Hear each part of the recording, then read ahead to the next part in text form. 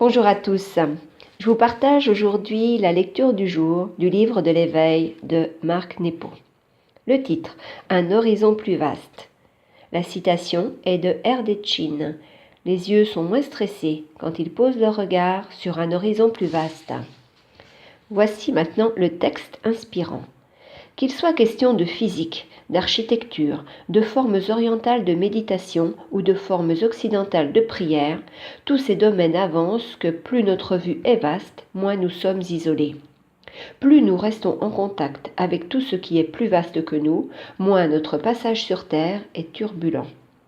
Voilà pourquoi il est bon de partager notre périple avec d'autres.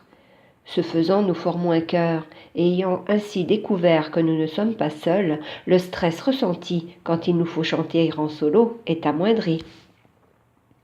Comme la lumière devient chaleur dans un espace confiné, les tourments de notre vie s'embrasent quand il reste trop confiné dans l'isolement. Le jour où je me suis joint à un groupe de rétablissement à la suite de mon cancer, j'ai vraiment senti la différence. Seul, j'éprouvais la brûlure de la mort, mais quand j'ai pu exprimer ma souffrance devant les autres, mon cœur s'est apaisé et a retrouvé la fraîche lumière de la vie. Lorsque vous voyez une personne au cœur lourd perdre pied, allez simplement vers elle et écoutez-la. Lorsque vous souffrez de manière aiguë, tournez votre attention vers les autres et accordez la leur librement.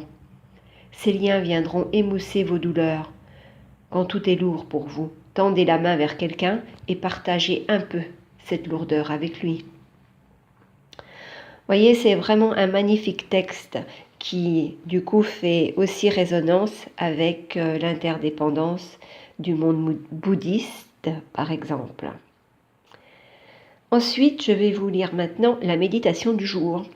Remémorez-vous une situation qui vous cause du stress.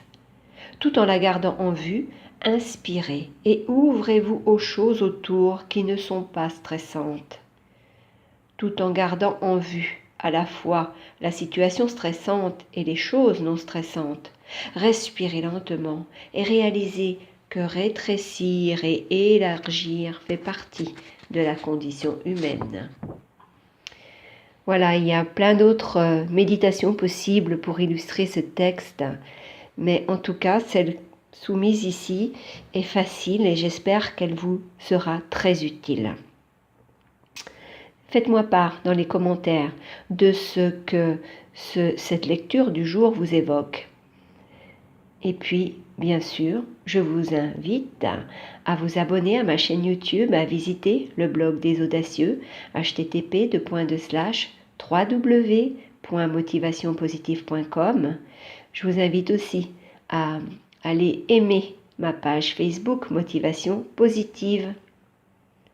Et puis, comme d'habitude, je vous dis prenez soin de vous. Et je vous salue. Au revoir.